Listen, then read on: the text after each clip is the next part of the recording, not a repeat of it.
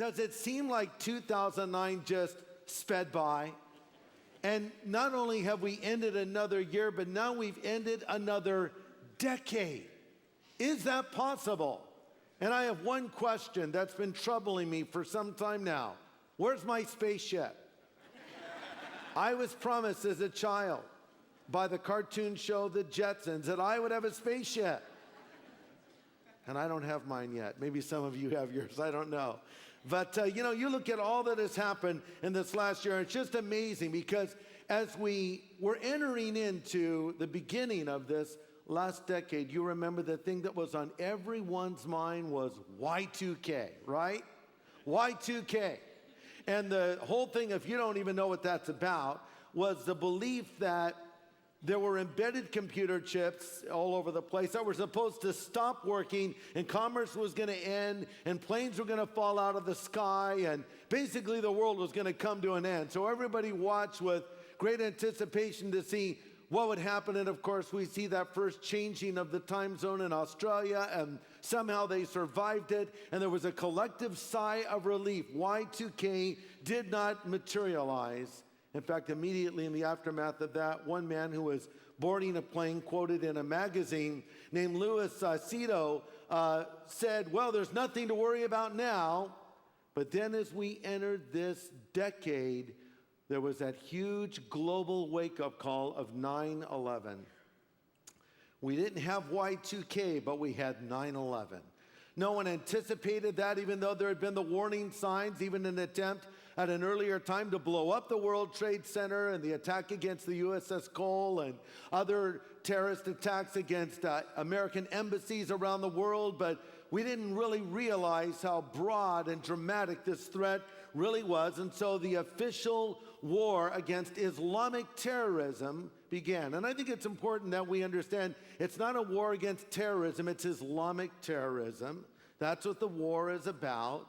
And people want to dance around that a lot of times, but these people are doing this in the name of Allah, and they are motivated by evil. And I think we need to come back to understanding what this is, and understand that this war has never stopped, not for a New York minute. And we were reminded of that when a man tried to blow up an airplane on Christmas Day. Thankfully, he was thwarted, not by our sophisticated security, but that just becomes more irritating all the time.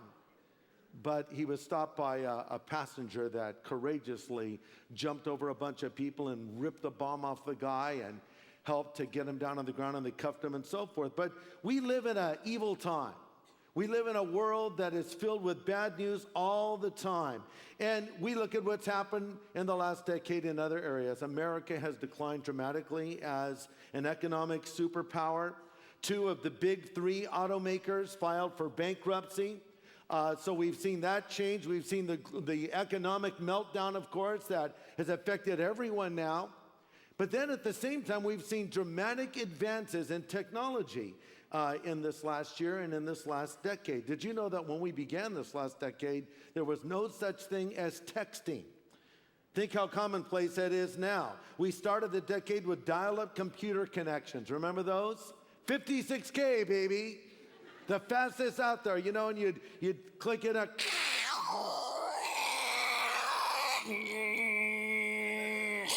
You've got mail. That was AOL, remember? Did you like that sound effect? Okay, thank you. Because that was hard with a cold, all right? I didn't know what was going to happen just then. So we started the decade with dial-up computer connections, foldable road maps, and 5-pound phone books. When people wanted to trade a stock or make a reservation, they actually picked up the phone, they licked stamps, they checked answering machines, they flipped Rolodexes, and they inserted something called a floppy disk. But before the decade was over, we had Wikipedia, Twitter, YouTube, MySpace, Facebook, Skype, and Hulu, as well as the iPod, iTunes, and the iPhone. We started with analog television, and we ended up with digital. We started with tube television, and now we've gone over to flat screen. But with all this development in technology, we have also seen how we have moved closer to where Bible prophecies could be fulfilled before our very eyes.